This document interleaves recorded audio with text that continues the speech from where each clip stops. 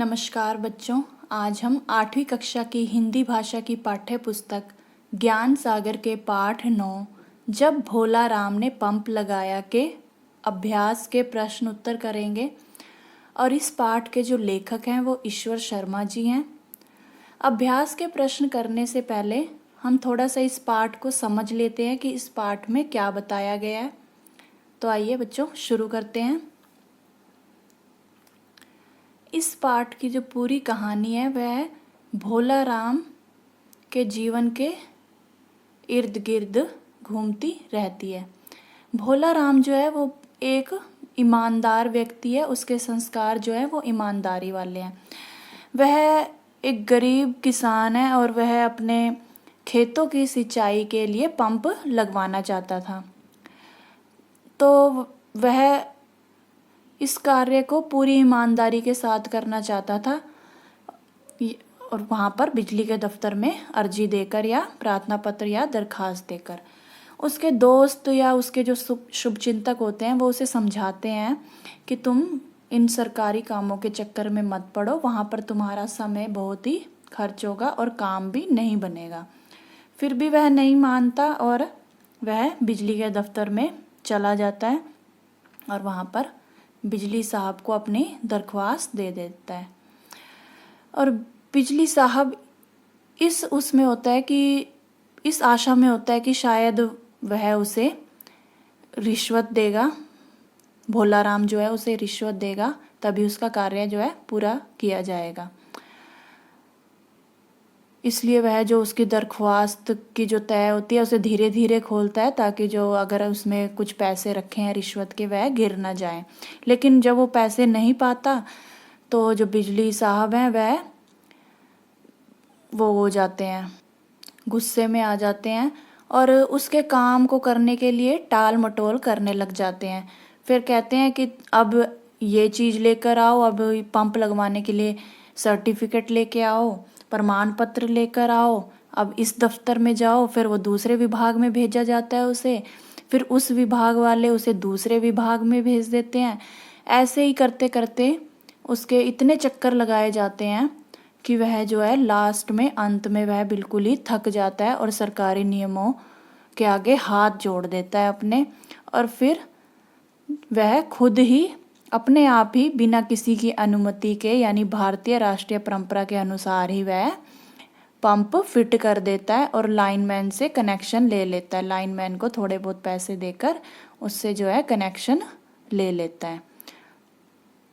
ऐसा करने से उसकी फसल जो है पानी भी खूब आता है, फसल भी उसकी बहुत ही अच्छी होती है, तो उसका काम जो है जल्दी बन जाता है। लेकिन यदि वो सरकारी दफ्तर में जैसे अर्जी दे दी थी उसने, अगर वहाँ पे उसकी अर्जी तो है लटकी रहती, पता नहीं कहाँ पड़ी होती कोने में, और उसका काम नहीं बनता, तो वह खुद ही आत्मनिर्भर बनकर उसने पंप फिट कर दिया और खेतों की सिंचाई के लिए पानी का प्रयोग करने लगा।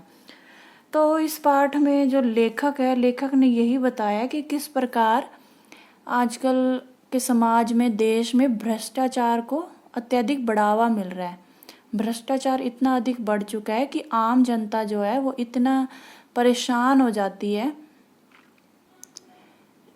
इतना परेशान कर देते हैं भ्रष्टाचारी लोग उन्हें कि जिससे फिर वह काम तो वह ईमानदारी से करना चाहते हैं, बिल्कुल नियम से करना चाहते हैं, लेकिन उन्हें इतना परेशान कर दिया जाता है कि वह फिर गलत तरीके से, गलत ढंग से अपने काम को करने की सोचते हैं। तो लेखक ने इस पाठ के माध्यम से भ्रष्टाचार, घूसखोरी, रिश्वतखोरी जैसी बुराइयों को उजागर किया है, जिससे कि आम जनता को मुश्किल होती है, उसे कठिनाई का सामना करना पड़ता है।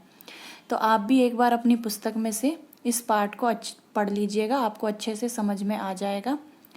तो आइए अब हम इस पाठ के अभ्यास के प्रश्न शुरू करते हैं। तो हमारा पहला प्रश्न है,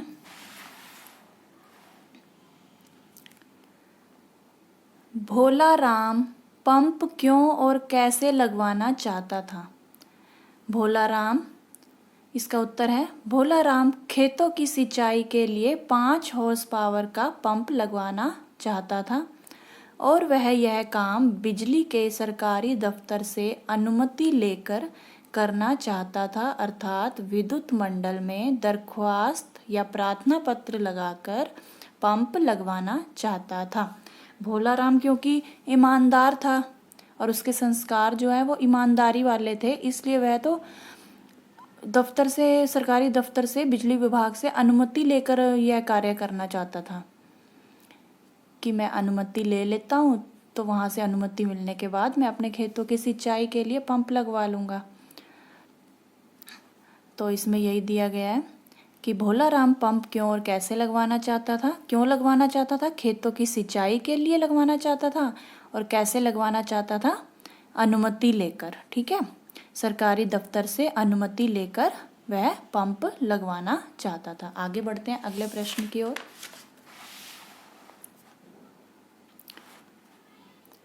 बिजली साहब ने दरख्वास्त की हर तह को धीरे से क्यों खोला? तो इसका उत्तर है भोला राम अपने खेतों की सिंचाई के लिए पंप लगवाना चाहता था। उसी की दरख्वास्त लेकर वह सरकारी बिजली के दफ्तर में बिजली साहब के पास गया। बिजली साहब ने दरख्वास्त की हर तह को धीरे से खोला क्योंकि उसे लगा कि इस तह में पंप लगवाने के लिए रिश्वत के कुछ पैसे होंगे और वह जल्दी जल्दी तह खोलने में गिर ना जाए, इसलिए वह दरख्वास्त की हर तह को धीरे से खोल रहा था। दरख्वास्त का अर्थ है प्रार्थना पत्र। जो उसने अर्जी दी थी वह उस बिजली जो साहब था वह उस अर्जी को की हर तह को धीरे धीरे खोल रहा था क्योंकि उसे लगा कि इसमें रिश्वत के पैसे होंगे और कहीं वह जल्दी खोलने में गिर ना जाए, तो इसलिए वह धीरे धीरे खोल रहा था हर तह को। ठीक है, आगे बढ़ते हैं अगले प्रश्न की ओर। सिंचाई साहब ने नो ऑब्जेक्शन सर्टिफिकेट प्राप्त करने की क्या प्रक्रिया बताई? उत्तर है सिंचाई साहब ने प्रक्रिया बताई कि सबसे पहले हम अपने एसडीओ के जरिए सब इंजीनियर को खबर भिजवाएंगे, फिर वह इस बात की जांच करेगा कि बांध के जलग्रहण क्षेत्र के कितने क्यूसेक पानी के आधार पर बांध को डिज़ाइन किया गया है। इसके बाद वह इस बात की जांच करेगा कि 5 हॉर्स पावर का पंप लगाने से बांध की भरण क्षमता को कोई खतरा तो नहीं है, तब तुम्हें नो ऑब्जेक्शन सर्टिफिकेट मिल सकता है। मतलब कहने का अर्थ यहाँ पर यह है कि जहाँ पर से उसे पानी लेना था जिस भी नदी से या बांध से, कि अगर वह उसे वो पानी दे देते हैं विभाग वाले, सरकारी विभाग वाले, कि अगर वह उसे पानी दे देते हैं तो उस पानी को देने से कहीं हमारे बांध पर या जो नदी है उसकी भरण क्षमता में कोई खतरा तो नहीं, कहीं उसका पानी तो नहीं कम हो जाएगा अगर हम इसे कनेक्शन दे देते हैं तो इसके लिए उसे नो ऑब्जेक्शन सर्टिफिकेट की ये प्रक्रिया बताएगी कि पहले जांच की जाएगी, उसके बाद ही तुम्हें नो ऑब्जेक्शन सर्टिफिकेट मिल सकता है। आगे बढ़ते हैं अगले प्रश्न की ओर।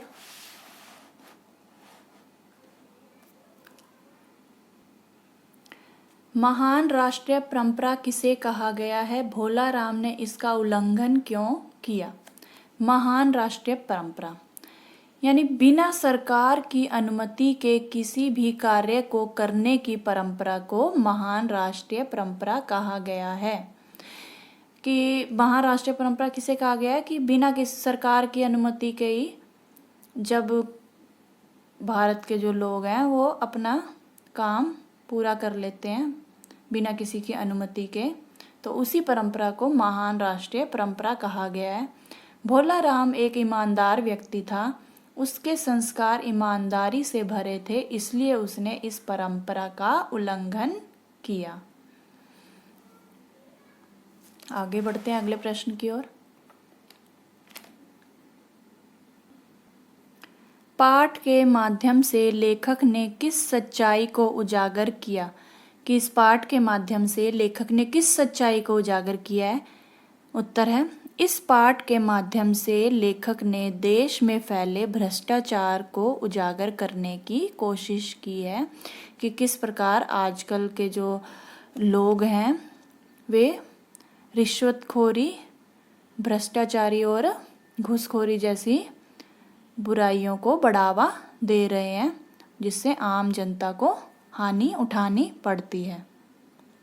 आगे बढ़ते हैं। प्रश्न 6 है हमारा, पाठ के आधार पर लिखिए कि नीचे दिए गए कथन किसने कहे, क्यों कहे। ये पहला कथन दिया गया है, केवल दरख्वास्त और क्या देना पड़ता है नहीं मालूम है। तो यह कथन जो है किसने कहा था? बिजली साहब ने भोलाराम से कहा था। ठीक है, और क्यों कहा था? उनके इस कथन से पता चलता है कि वह भोलाराम से पंप लगवाने के बदले में रिश्वत लेना चाहते थे। कहने का अर्थ यह है कि क्यों कहा उसने ये कथन, कि वह भोलाराम से रिश्वत लेने की आशा में कहा। ठीक है, अगला कथन, अरे नदी हमारी होती तो अब तक केवल रिकॉर्ड में दिखाई देती। यह कथन किसने कहा? जंगल साहब ने। किसने? जंगल साहब ने। और क्यों कहा? अपने विभाग के गैर जिम्मेदाराना कामों के बारे में बताने के लिए। ठीक है, सरकारी नौकर हैं। तीसरा कथन है, सरकारी नौकर हैं, सरकारी बैठकों दौरों से फुर्सत मिलेगी तब सोचेंगे। तो यह कथन सिंचाई साहब ने कहा। क्यों कहा? अपने विभाग के अत्यधिक कार्यों के बारे में बताने के लिए। तो यहाँ पे आप ये लिख लीजिएगा, के बारे में। ठीक है, के बारे में बताने के लिए, कि हमारे पास तो कहने का अर्थ है कि उसका कहने का, इस कथन को कहने का यह था कि हमारे पास तो बहुत से काम हैं, जब हमें इन सब कामों से फुर्सत मिलेगी तब तुम्हारे दरख्वास्त के बारे में हम सोचेंगे, जो भोलाराम ने दी थी। ठीक है, आगे बढ़ते हैं। आगे जो हमारे प्रश्न है वो बातचीत के लिए हैं, बातचीत से संबंधित। पहला प्रश्न, वर्तमान समय में यदि कोई भोलाराम जैसी किसी समस्या में फंस जाए तो उसे क्या करना चाहिए, बताइए। तो उत्तर है, वर्तमान समय में यदि कोई भोलाराम जैसी समस्या में फंस जाए तो उसे मीडिया या सतर्कता विभाग में संबंधित अधिकारी की शिकायत करनी चाहिए तथा गैर सरकारी संस्थाओं की मदद लेनी चाहिए। जो आजकल गैर सरकारी संस्थाओं, जैसे कि शॉर्ट फॉर्म इसकी NGO है, वहाँ पर उनकी मदद लेनी चाहिए। ऐसी संस्था जो है ऐसे आम व्यक्तियों की सहायता करती है जो परेशान होते हैं, किसी भी तरह से परेशान किया जाता है जिन्हें। ठीक है, तो इसका उत्तर, वर्तमान समय में यदि कोई भोलाराम जैसी समस्या में फंस जाए तो उसे मीडिया या सतर्कता विभाग में संबंधित अधिकारी की शिकायत करनी चाहिए। ठीक है, अगला प्रश्न, पाठ में सरकारी अधिकारियों की कार्यप्रणाली के विषय में पढ़कर आपको क्या समझ आया, चर्चा कीजिए। तो इसका उत्तर है, पाठ में सरकारी अधिकारियों की कार्यप्रणाली के विषय में पढ़कर हमें यह समझ आया कि कैसे सरकारी अधिकारी केवल निर्देशों का पालन करते हैं। केवल क्या करते हैं? वे निर्देशों का पालन करते हैं, बिना सोचे समझे कि ये निर्देश कहाँ तक सही हैं। उन निर्देशों के सही गलत का उन्हें अंदाज़ा नहीं होता और उनके कामों में भी ढिलाई होती है, मतलब बहुत ही ढीलेपन से वो कार्य को करते हैं। और सबसे बड़ी बात तो यह है कि सरकारी वेतन पाकर भी वह रिश्वत लेने के लिए आतुर दिखाई देते हैं, व्याकुल दिखाई देते हैं, कि सरकार की ओर से उन्हें बढ़िया वेतन मिल रहा है लेकिन फिर भी रिश्वत के चक्कर में रहते हैं कि हमें कहीं ना कहीं से रिश्वत मिल जाए तब हम किसी का कार्य करें। आगे बढ़ते हैं अगले प्रश्न की ओर।